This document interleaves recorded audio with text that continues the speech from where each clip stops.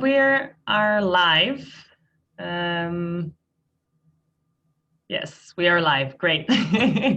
Okay, everything is working perfectly, and we can start with our sixth webinar called Fundraising Building Bridges with our dear friend Manis, who will talk today a lot about fundraising and how to get your foot in the door, how to make the right ask, and all about fundraising and the process around it. We are first time in this series of webinars actually using the proper webinar Zoom series, which means you guys as participants will not be able to join with audio and video. You will only be able to kind of listen. But there is this nice and great Q&A section at the bottom of your screen or on your phone, where you can ask any question throughout the whole webinar about any topic or any question you might want Manis to answer a bit later. And of course, you are more than welcome to use chat feature where you can chat with each other or chat with us or ask any technical questions or questions not necessarily related to the webinar topic you might have. Yeah, here's Manis writing already and testing the option out. It's working. Yes, and it's working. Great. So as I said, please use the Q&A section whenever you have a question regarding to the topic. And now we'll let Manis kick it off and talk about this very important topic for all of us, especially social entrepreneurs. Awesome. Thanks a lot, Anna. So let me allow to introduce myself. My name is Manis, obviously. I hope everybody understands me well. I'm glad to have this session with you. I'm going to give you kind of an overview about the topic fundraising, and we're going to talk about some best practice examples. And our goal is a little bit to find out if fundraising is something that is possibly helpful for your upcoming work.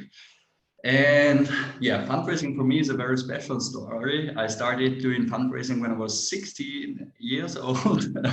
Because I have to leave my home very early and start work. And now 12 years later, I'm founder and CEO of the fundraising company Little Talks Fundraising, and very passionate to fundraise for non-profit organizations in Austria, Germany, and Switzerland. So I'm really looking forward to do this session with you. And as we have participants from all over Europe, I'm going to give you like a larger overview and not so much regarding on Austria, Germany, and Switzerland. All right, so I think we can start. I just go to share my screen with you. So, okay. Oops. Okay. All right. So, today we're going to talk about what is fundraising actually, because I think it's important to know if fundraising is or is not the right tool for your work. I'm going to give you a definition about it, an overview. We're going to talk about the tools. I'm going to give you a best practice example. And I'd like to have a chit chat about the art of asking and talk about what building bridges means. And then there should be some time left to answer any questions that could come up. So if we want to know where fundraising is coming from, we have to travel far back in history. Because fundraising is actually one of the oldest tools that exist. And if we want to look where it is coming from, we have to travel back to old Egypt, where Pharaoh Cheops and his teams of priests wanted to build pyramids. So they had their huge project in their mind, and they had to think about how they could make it possible to realize this project. So this is the first time people were actually practicing fundraising, because they had to collect funds to build their pyramid. So fundraising is actually a pretty old tool, and still working very well. So If we want to have a definition of what fundraising means, Google is possibly pretty helpful, because if you seek Google and you type in fundraising, you get the definition of fundraising is seeking of financial support for a charity cause or other enterprise. But I call bullshit, because fundraising is a lot more than just asking for money. So maybe this is the most important thing we can learn from this session today, because fundraising doesn't has so much to do, or only a small part of fundraising is actually asking for money and achieving donors for your project. To me, fundraising is actually something that is interdisciplinary. So it's somewhere you can find fundraising somewhere in between marketing, sales, storytelling, and passion. So actually what it is about is that you always have a fund. So there is something existing, and it's about raising. So to make something existing bigger, or to realize something. So actually, fundraising is most of the time, it's not a concern of money, but it can also be materials, time, software, hardware, ice cream, I don't know, anything. So actually, it's always about having a project and thinking about how can you make this project happen. So in my opinion, almost everybody is a fundraiser, because we all have our projects, sometimes in business, sometimes private, and once in our lifetime we are always confronted with how are we able to realize this project. And fundraising can be a tool that helps everybody achieving this project. For me, in person, fundraising is the most important essence of fundraising is having fun with it and sharing passion about what you do. So there is actually a reason why there is the word fun in fundraising. My former CEO at the company where I worked at explained me the job by telling me, fundraising is a discipline where you ask for money from people who get nothing back. And for some years I was really convinced, okay, that's fundraising, that's great, you can make gold out of shit, awesome. But then I realized after the year that it's much more than that, because fundraising is actually not asking for something without giving anything back. Fundraising is asking for something and giving meaning back. So fundraisers are in the lucky position that we sell the probably most worthful product that exists. We sell meaning to people. We give meaning by telling about projects. So yeah, this is why I'm passionate fundraiser for 12 years now, and I think I'm going to be another 60 or 70 years, maybe another 80 years. In my research, I found out that even old men are probably perfect fundraisers. So yeah, that's a brief introduction into what fundraising means. So basically, what is fundraising about? Fundraising is always about asking yourself the question, what do you want? From whom? When? Via which channel? And with what intent? So the marketing professionals in this class will certainly understand that this is something that comes from marketing. And as I explained right forward, fundraising is something like marketing. It is something like sales. You can do fun. Think about. Sorry, Anna, is everything fine? Yes, sorry, I lost connection, but you guys are still there. All good. Okay. Did everybody understand what I was saying, or do you want me to repeat the last sentences?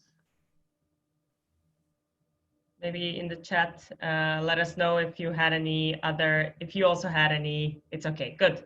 Perfect. Okay. And it was just me. All good. Okay, so when we speak about fundraising, don't focus too much on money, but think about what you want to achieve with the money. That could be pretty helpful. So fundraising is also about thinking for which group of people your project is relevant. because just talking to, you know, like everybody about a project that is possibly not interesting for, I don't know, and one could be, yeah, not so practical. So it's also about defining your channel, but most importantly, it's about asking. So when I think about fundraising campaigns that happened in the last years, probably most of the campaigns had the problem that they have, you know, like a super marketing idea, a super smart creative way to communicate the project to other people. But then in the end, people forgot to ask for help. And this is the most important thing in fundraising, asking people to support. Okay? So, okay, I think okay, all right. So, asking about support is the bridge to the next step. So, I wanted to give you an overview about which ways we can ask for support. So obviously we have social media in Austria. Every year, about 50 million euros are raised via Facebook birthday asking for project, which is amazing because 700 millions are raised for social cause in Austria every year, and 50 millions comes just by asking about birthday, you know, the birthday tool in Facebook to make your project happening. You can ask for support via face-to-face, which is a huge tool in Austria, Germany, and Switzerland. Every year, we have in this free country, we have 200,000 regular giving donors by face-to-face fundraising. You can ask via telephone, we have email marketing, we have mailings, we have peer-to-peer fundraising, which is a great tool because it's about, you know, empowering people to instead of asking people for money, it's about empowering people to ask other people for support. And a tool that probably most of you know is crowdfunding. So probably, you know, platforms like We Make It or something where you can, you know, put your video online and ask for support for, you know, your startup project or whatever. So we have a lot of different channels and a lot of different ways, probably much more than there are on this presentation, and a lot of different tools to ask for support. So the tool is actually not really you know, the most important thing that helps you to achieve your support, but it's about thinking which tool is right for which project. So sometimes when people think about a very professional fundraising campaign and what it is about to, you know, achieve a lot of donors or financial support or something, they think about you know, a huge marketing strategy and professional videos and, you know, social media campaigns or whatever. And what I found out in the last year is that the very essence of a good fundraising campaign doesn't necessarily defines about how professional each and every single step is being done. And what I want to give to you is a best practice example of how a great fundraising campaign can be made without, you know, any professional tool, marketing agency, whatever. So what we are going to do is we just make a quick step outside the presentation. And I want you to introduce you to Sir Tom Moore from Great Britain. And I'll just give you a quick insight. I hope the sound works to Tom Moore.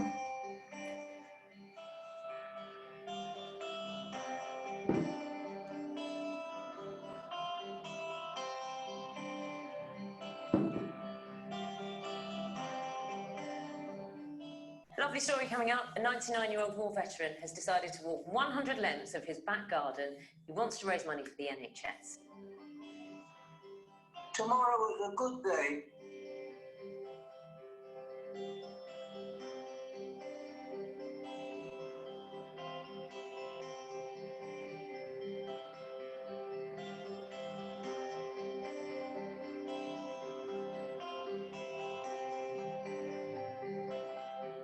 reason I'm doing it is because of the service that I personally got from the National Service and from the super good nurses who were always so kind and patient.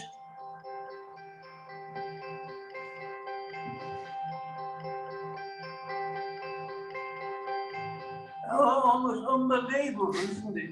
But when you think of, well, who it's for, and also brave and super nurses and doctors that we've got, I think it deserves every penny of it, and I hope we get some more for that too.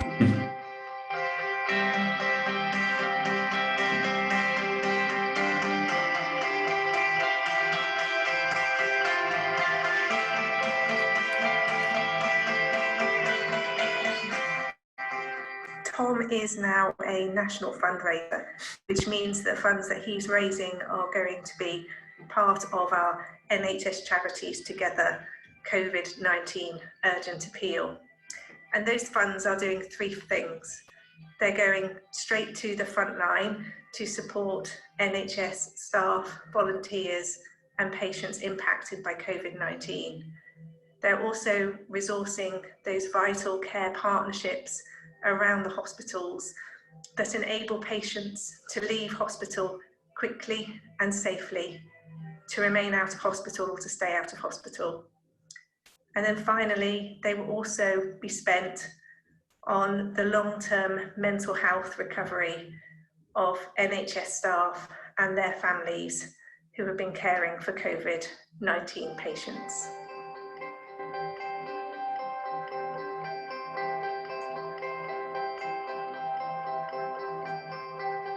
I do 10 each day, so that eventually I'll get 100. Then after that, I will continue and do some more, so long as our good super nurses are getting some more money, because they deserve every penny that's coming. I think we must all carry on and remember that things will get better. Where we've had problems before, we've overcome them, and we shall all overcome the same thing again. Thank you very much.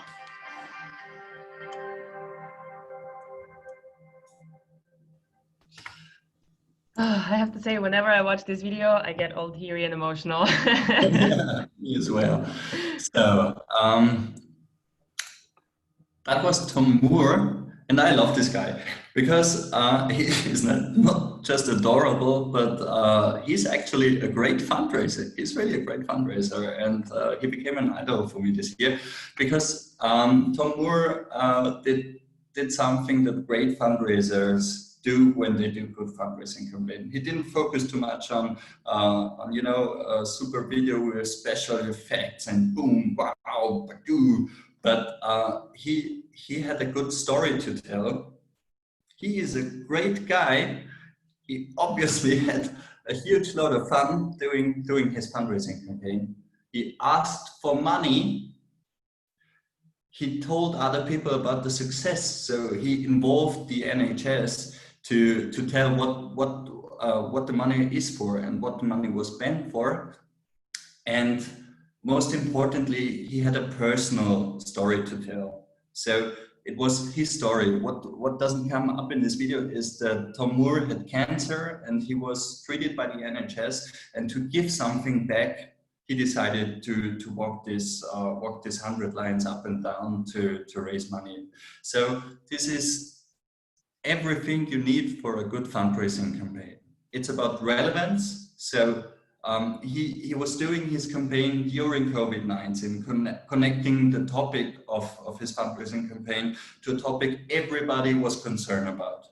So in Britain was absolutely chaotic in this time. You had when he did the campaign, Britain was the top leader of COVID-19 incidents, deaths, and so on. And exactly in that time, he did the campaign. He's super authentic. He's super sympathetic, and the video is bursting out of emotions. So if you want to, you know, orientate yourself about what is a good fundraising campaign, don't focus too much on you know, on a good video or a good social media campaign or whatever. Just focus on the basics. It's always about relevance. It's always about authenticity. It's about sympathy, and it's about emotion. And every good fundraising contains these four ingredients. Okay. So let's go to the most important topic about fundraising. It's the art of asking. So sometimes people don't really get the point. What's the difference between wheedling and convincing? I don't know if everybody knows wheedling. It's like talking somebody into something, you know, doing a quick sales approach, and you know, just yeah. But convincing is really sharing about the passion about what you believe in about your project with someone else. And probably more important than this topic is actually really asking, because that happens so often that, you know, people tell so much about the project, they share their love and their passion, and you can really see, okay, that's their project, that's their business or whatever, and at the end they forget to ask for support. So I prefer someone who wheedles than someone who is not asking at all. But our goal as fundraisers is to convince people to become partner in crime. Yeah, to share all your passion and all your love, and to make sure people understand that actually it's not about money, it's about cause. And what we want to do, what we want to achieve, is convince people to become part of the project, to make our project their project by supporting it. So the art of asking, the art of convincing people is about sharing passion. And when I think of famous examples in politician history about people, you know, who were really good in convincing others, there are some bad examples in our history, especially in Austria and Europe.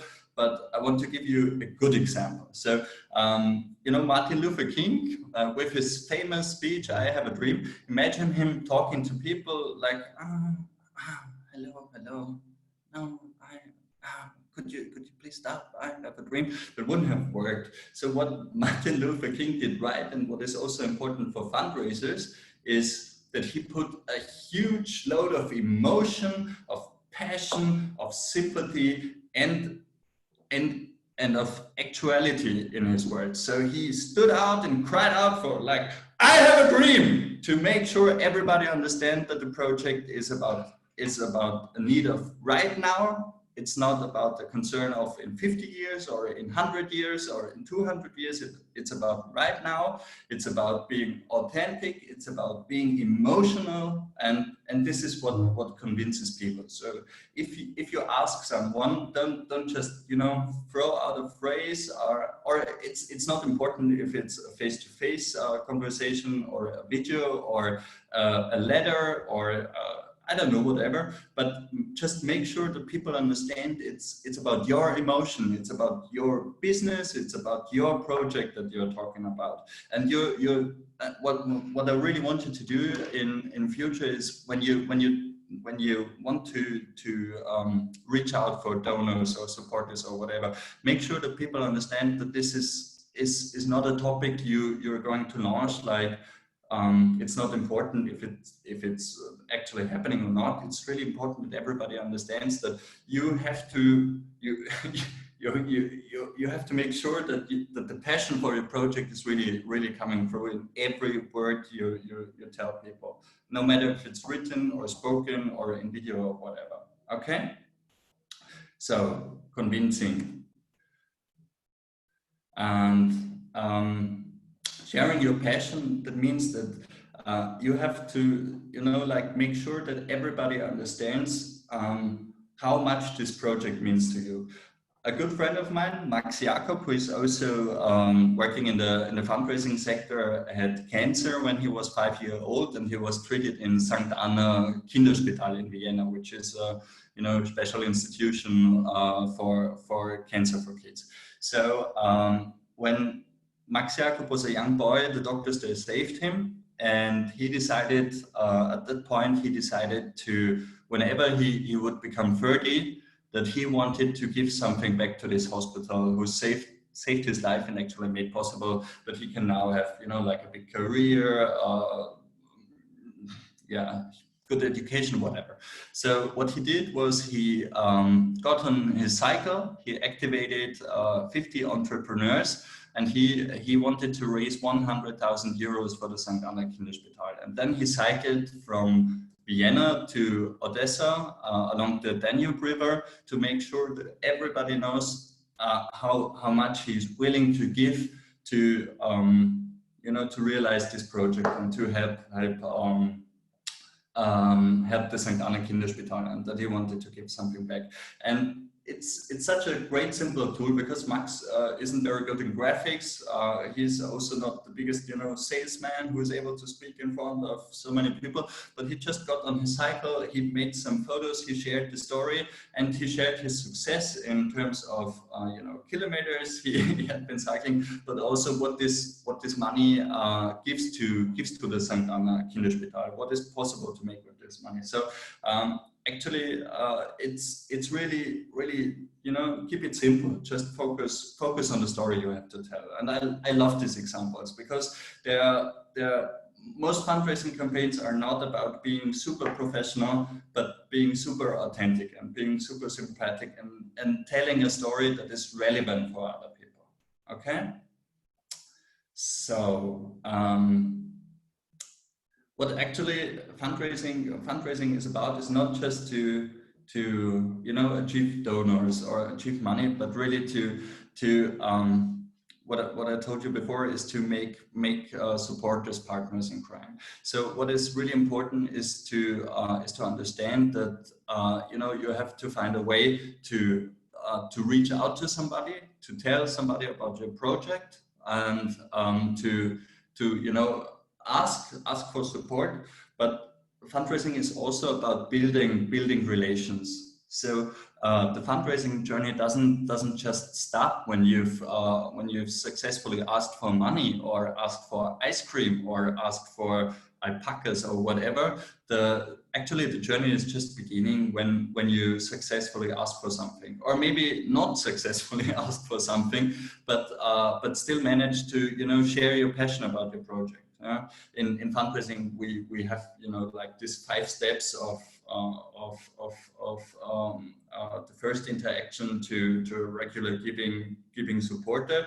So sometimes it's, you know, just about make sure that everybody you want to reach out to really got what your project is about, and then I don't know, 10 years later, he'll be willing to support you. But anyway, so our fundraising journey, our aim as fundraiser is not just to, you know, ask for support, but also to build relation with your supporters, to make your supporters partners in crime. And I think this is, yeah, maybe not the way Pharaoh Cheops did it when he built up his pyramid, but this is our nowadays understanding about how it is working. Because obviously, you know, asking for support again from somebody who is already into your project is much easier than achieve someone new. And you know, as we are giving meaning to people, it is important to communicate regularly about what success your project had, and to share, you know, also because somebody invests something into your project, and he also, from the moment on, he is donating money or a laptop or whatever, or time. He wants to be part of the successful story. So what we want to do as fundraisers is we want to you know, share our project and make projects of everybody. This is why I am such a great fan of peer-to-peer fundraising, because peer-to-peer fundraising empowers people to, you know, not just ask other people for money, but it is doing something and involving yourself into the project as donor. So yes, I think that was pretty quick. That was very quick. And I hope I give you a overview about the fundraising topic in general. I would. Building bridges, and yeah, I give word to Anna. Yes, it would be great to hear questions that you guys have. Think about your own project, think about your own journeys about fundraising that you're about to enter, and please ask any questions you might have in the Q&A. And in the meantime, I wanted, for example, to ask you, Manus, a few questions. And first one would be, we heard from your presentation quite a few examples about something like a crowdfunding, right? So you kind of have a public campaign about fundraising. What about fundraising with businesses? Fundraising with, for example, corporates, or I don't know, fundraising with public bodies or any foundations. What are your experiences there? Since maybe there we don't want to have a great campaign, but actually rather have more one-on-one meeting, and how do we convey our message there? Yeah, okay, so that's a pretty good question, because especially in Austria, you know, the partnership between non-profit organizations and actual just normal businesses doesn't work so well, which is a topic I'm actually working on. And maybe I allow myself to go back to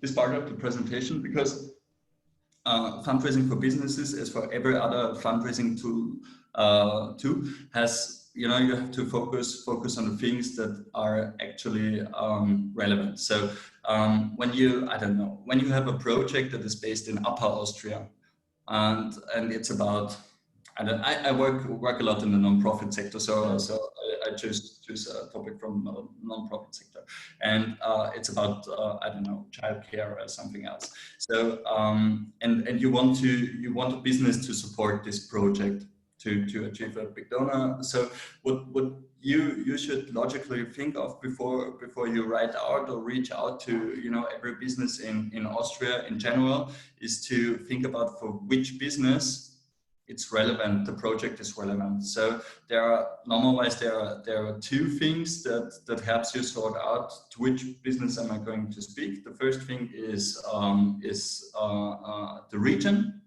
because region is a huge fact. Businesses, every man and every woman who start a business have a huge interest in interacting with their society, and, you know, developing their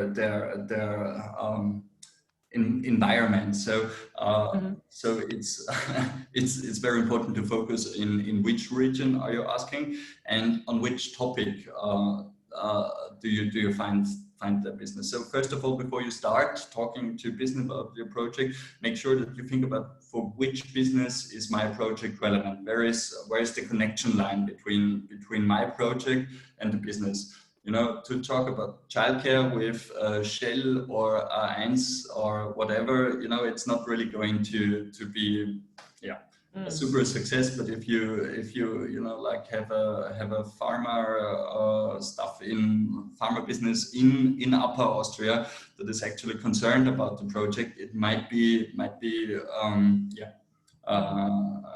right to go ahead and reach out for this business. And when you you know, want to have this talk and this pitch with a business to make sure they support your project, you have to make sure that everything you put into this meeting and into this conversation is about authenticity, sympathy, and emotion. Okay, so these are the three most important things and it's, no matter where you look at, it's always the same 3 points. It's sympathy, it's authenticity, and it's about emotion. And people want to know that. And most importantly, it's asking for support. Okay. Yeah, great. And I mean, I think also from personal fundraising experience, the research part before you even reach out to somebody turns out to be the most important one. You know, look at their website, look at their other projects they supported, look at their reports, the statements from their CEOs, whatever you can find to read, kind of find out what is it that they care about actually, and do we care about the same thing, right? And once you do, you can filter out those that seem to be working with those things that you would like to ask for yourself. Yeah. I wanted to share an interesting example also when you were talking about building bridges and building relationships between your potential partners. When I was starting out at Social Impact Award 5 years ago in Serbia, there was this partner, a telecommunication company that was super cool, and we loved what they're doing. They always had very nice and great responsible campaigns, so we thought it would be great to partner up with them. So of course, me being as young, as naive as I thought, I started kind of inviting them to stuff and inviting them to join our events and trying to get a meeting. So it took me a long time to get a meeting. And the first meeting I came, I was totally unprepared. I mean, I knew roughly what they were doing, but I didn't really know exactly how it all works. It was my first company that I was trying to fundraise with. So it ended up pretty much just being a get to know each other, which turned out to be the best thing ever, because I just got to talk with their communications person that was on the communicating with us on their side, and she just told me about what is she interested in, how she attended this event and that event and knows this company and that company. So it ended up being great kind of get to know thing. We didn't talk about fundraising at all. So for the next 2 years, I've been having these random meetings with this lady from their communications team to kind of discuss what's happening in the sector and what are they doing to help support organizations. And then only after 2 years, after I felt comfortable that we kind of, have what they want and I can frame our story in the way that fits with what they're doing, I actually made the pitch in the end, because before that, it wouldn't have worked because they were looking for other things and stuff like that. So it took me like 2 years of random coffees and meetings and them coming to our events and me going to their events to in the end actually make a partnership happen. Because before that I couldn't understand what they want, and I couldn't offer that to them because all my pitch were like in the empty, they were going like I was talking to myself instead of having a conversation. So for me, that was always like, oh God, I chased them for 2 years in the end to manage to get a partnership, which is exactly, like the mindset that kind of you need to go into fundraising. It's not about making money fast often, unless you're doing the campaigns like Tom did, right? Or if you're doing a crowdfunding, that is a different story. But if you're building a partnership with companies or with foundations, it takes time to build a relationship, to get the trust, because it's in the end, it's all about the human connection and not so much in the business connection. I mean, there is that part as well. But the human trust and human touch here is very important.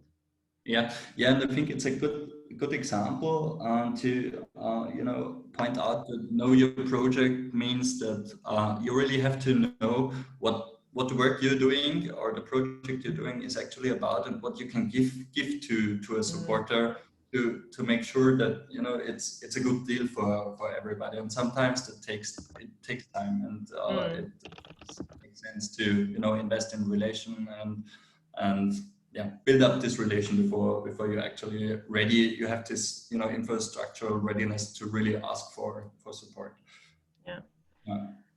We have a first question from Livia Joanna from Bucharest, Romania. And she's asking about some ideas about what we can give back to them. And I assume here, Livia, as you're part of SIA, that you mean as like an entrepreneur, what is it that you could give back to your potential partners? Okay, that's a good question, because sometimes maybe we have to get back to the definition of fundraising, because actually fundraising is not really about giving back something like a material or whatever. Fundraising in its very literal meaning means giving meaning to people. So you give information about the meaning back, but not actually like a gift card or whatever. So but when you think about other things, like for example sponsoring, or for example sometimes crowdfunding that reach out to people to have shares about the business or whatever, then you can actually give something back. But of course, when we talk about giving information back to people, it's about sharing first. It's about sharing the success of the project for your supporter.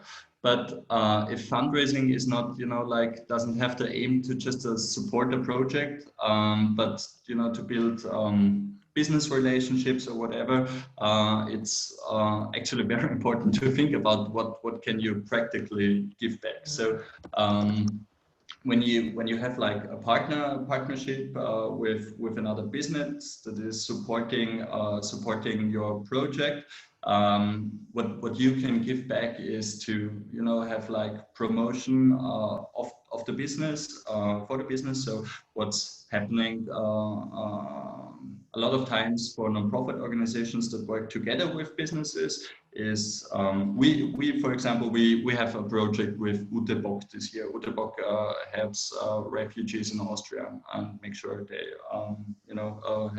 have a home and advocacy and something like that. So what we do is we support Utebok by donoring money. And we had, a project where we ran 15,000 kilometers in our company, and for every third kilometer, I support the Utebok non-profit organization with €1. And in exchange, the Utebok organization promotes our business on social media, and they allow us to be part of their events they have, and they allow us to come visiting their projects in Vienna. So we have the chance to cook together with refugees, to make a football event together with refugees and stuff like that. So actually what they are giving us back is meaning in our life in exchange of money. But I think that was your question, Olivia, but when it comes to concrete points, it's promotion on social media, sharing events together, and and basically that's it. So we had a marketing strategy that we put up together. We said, okay, we are going to run, like this 15,000 kilometers. In some steps, we're doing like promotion events together, and at some parts we're going to have these events and this visiting together. So yeah, that's the exchange. I give my employees meaning. I make sure they do sports, which is important for our health, and we can support the Utebok with money. So it can be that easy, but I know sometimes it's a little bit more complicated than that. Yeah. And I think this is a great example. As you said, I give my employees meaning by participating in this project. I have to say a lot of, especially companies and corporates, are looking for ways to engage their employees more and more, because gone is the time when greatest benefit is to have health insurance, but now it's about how do you keep your employees happy in a big company. So if you're trying to partner up with any companies out there, it's great to think about, can we offer something for their employees so that they get meaning in their life. We at Social Impact Award, we have mentoring opportunities. So we sometimes offer to companies, if they partner up with us, their employees can be their mentors to our businesses, or they can be speakers at our events, or they can provide some consulting, one-on-one consulting to our businesses, which in a way it seems like it's more work, but in the end they get to meet these young startups like Livia's, right? And they get meaning out of it. They get excitement. They get this drive that they might not get in their work, because their work might be already overwhelming or boring or whatever, and they get some new fire and flame through working with these young startups and seeing their ideas grow up. So this is, for example, what we as Social Impact Award sometimes offer to other companies to give meaning to their employees, which is a great way to engage and to build partnerships, actually. Yeah. Okay. There's another question from Livia. It's a little bit hard sometimes to promote certain companies on social media because the partners are not necessarily of interest for our followers. Do you have some ideas on how to overcome this kind of situations? Great question. Okay, that's really a great question. I mean, to make sure I give you the right answer, I probably have to think about what the project actually is and what companies you're going to talk about. But I think a lot of the answer I can probably give you right now lies in the question of for which companies are your project relevant. So if you like reach out to the right companies for the right project, I think there will always be a synergy in also in the target group you will reach out to. So if your target group on social media is like the complete opposite of the target group of the company, it's probably a question about how good is actually the fitting. But anyway, apart from that, if you have the situation that you have a company and you want to propose this company that you want to do promotion for them, but it just doesn't fit, I'd rather go the other way around, and I'd rather think about what can you give to the company that makes sure that their social media promotion they do on their sites is working better. So probably it's better to like give an interview as contributor, tell the story about the project and make sure that they have a good good story that they can tell over their social media channels, rather than target your social media channel with a business that just doesn't really fit there, and that can actually happen. So in that case, I think your job is to empower the business that supports you to make sure that they find a way to share the story about the project in a way that is meaningful to the consumer of of the company. Yeah. So, yeah. Mm-hmm. That's a great one, especially when you think about probably the company you're pairing up with probably has much more followers than you do. So it also doesn't often make sense for these big companies that, a small startup that is just starting out is promoting them, but actually, as you said, the other way around. You give them quality stories and good heartfelt stories to share and to engage with their customers. So it's turning the tables around. Really like that. And that's really an important point, because we consume so much information about on social media that we're really it's so important for us to get good stories. And the point where we stop scrolling is where we see the good stories. Tom Moore is a great story. It's a messy, crappy video, but it's a great story. This is what we really want to see. And what I'm really sure about is that every social business and every nonprofit organization has a great story to tell. And we have to, our job is to find a way to maybe empower our partners to tell the stories with us or for them. Yeah, great. While we wait for a few more questions to come in, I have one for you, Manis. As you said, you're fundraising mostly in the DACH region, so-called, in the German, Switzerland, and Austria. I'm wondering if even in this region you see the differences between the countries in the way people give and the people fundraise, and then can we translate that to bigger scale beyond the DACH region? And if you had any experience there, what are the differences between the countries in fundraising and approaches? Actually, it's pretty similar. I think the hugest difference between Austria and Germany and Switzerland is that our culture of businesses investing in non-profit organization, and also understanding that this investment in non-profit organization is also important for them, not just for giving meaning to their employees or their business, but also actually for their economic success. This is what works much better in Germany and in Switzerland than in Austria. So this is maybe the largest project I'm actually working on, to find a concept of how can we in very simple ways, make sure that we have a better co-working situation in Austria for non-profit organization or social businesses with actually just normal businesses.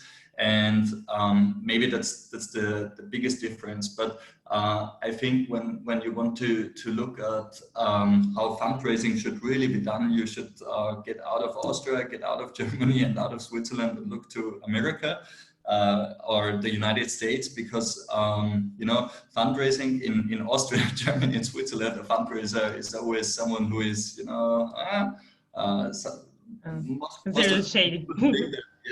Fundraisers are just existing to ask for money, and in the United States, a fundraiser is a great person, who is working, for a great cause. And I think this culture makes, and also this culture where the state doesn't really invest into social care and something like that. Most of the projects are supported and financed by donors. So they're so innovative in compared to the fundraising we do in Europe. They really understand that fundraising is about not just win money out of somebody, but it's really to share your project with them and make project as things that should be reached out together. And so what they did, they invented peer-to-peer fundraising.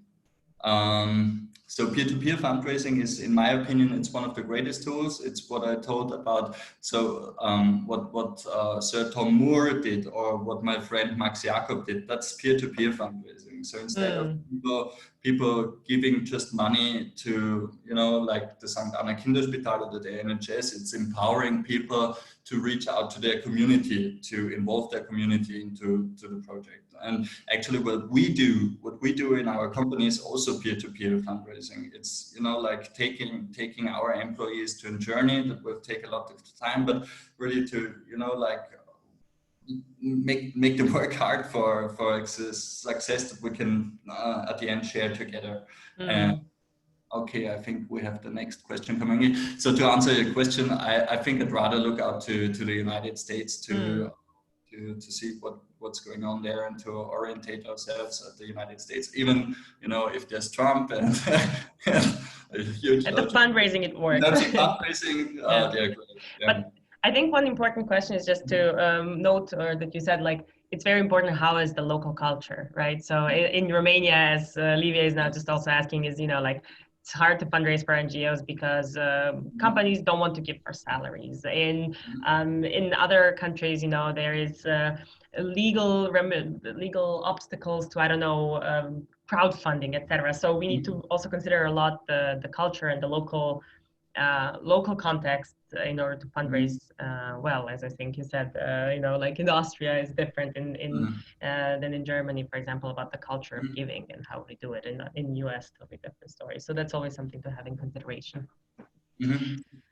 Okay, another question. Yes. So don't worry, we like that you have a lot of questions. In Romania, at least, it's kind of hard to make the partners understand that people in NGO also need, have lives and need money and need to get salaries. So they don't like to give pretty much sponsorships from it. This is a very common story in a lot of, especially Balkan countries, I have to say. So this is a great question maybe to try to answer. As she said, for our NGO, now we're all working for free, and at some point, probably for the stimulus of the project, the people will need to be paid. Do you have any advice on this? How to convince partners to also pay out the salaries of the team? Yeah, that's a great question. And actually, you're not the only one who suffers a lot with these problems in Austria. We have 100,000 non-profit organizations. Wow. We have just to make sure everybody understands that we have 8.9 million people and over 100,000 non-profit organizations. And I think there is maybe 100 that can actually really afford paying normal wages and so on. sponsor. 99.9% of the nonprofit organization in Austria also face the same problems as you face. And I think, yeah, one problem is actually that you know, that it's really about money. So it's really about that's just the point that is missing, and it's about a missing strategy to achieve money. And I mean, we have 1 hour to talk this through. If you want, we can have a, you know, chit chat after the session together to talk about the project. But what we already talked through is, before you reach out to a company, you have to think about what your project is about and for which companies this project is relevant. And probably the problem is that your project is not relevant to any company at all. So probably your target group is not companies, but is private persons, is institution, is the state, or is, you know, whatever, another nonprofit organization possibly. So if you made the experience that you know, like, you talked to a lot of companies and it wasn't relevant at all for them, probably companies is not your right target group, but you have to talk to private people, to whatever. As I already mentioned before, in Austria, we have, you know, 700 million euros that are sponsored every year for nonprofit organization, and only 1% of this amount comes from businesses, which is a shame, but that's the fact. So 60 or something like that millions come from private donors that give regularly each year to support projects. So sometimes companies are not the right you know, not the right target group for you, and sometimes you have to think about for which persons are this project actually really relevant, and then focus on making these persons or institutions or whatever understand that this project could possibly also be their project, and that this, you know, this has meaning for them too. Another strategy is, of course, to kind of move away a bit from the NGO model and try to find sustainability by providing some services or products out there to kind of go into more business style business model. Because in NGOs, yes, as you said, it's sometimes really hard to fundraise for, especially for the salaries and for the HR costs.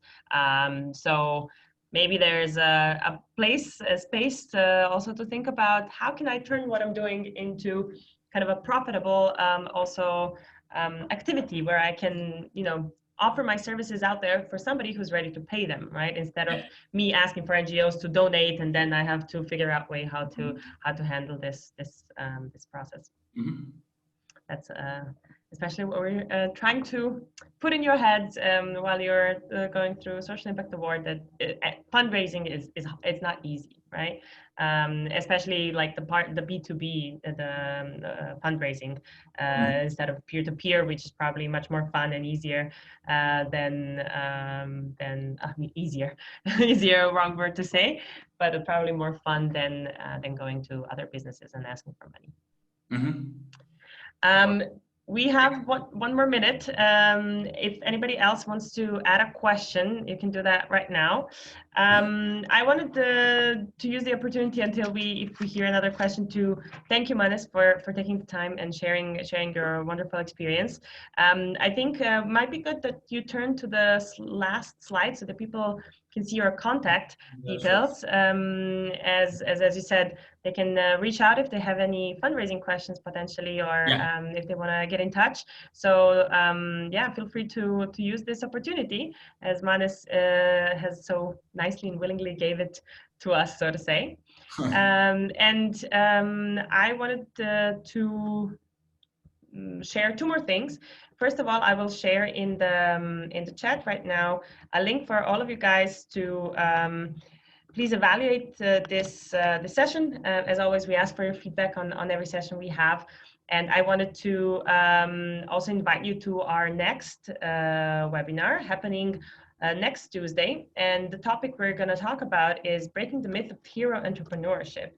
And with us, we're going to have a wonderful Vita, from Chiquitas, which is social business from Czech Republic, who are providing access and educating girls and women to enter into the IT world. Dita's business is really cool and amazing. They have grown their team from 3 people to over 100 in 3 years. So she has a lot to talk about. How do you make such a big success and still take care of your well-being, take care of yourself, and not burn out along the way, because this is a very stressful and changing times. So Dita will talk about more strategies. How do you handle actually these kind of sort of successes and growth in a very short period of time for you guys. So as I said, the session will be next Tuesday. You can register via link that I also just added in the chat, so you can take the opportunity to do that, and I hope to see you next Tuesday there. Once again, thank you, Manis, a lot for taking the time to chat with us. Thank you all for your questions and for your participation. And I guess we will see each other next Tuesday. Awesome. Fine. Ciao, ciao. Bye. Thank you, Olivia, for your wonderful questions.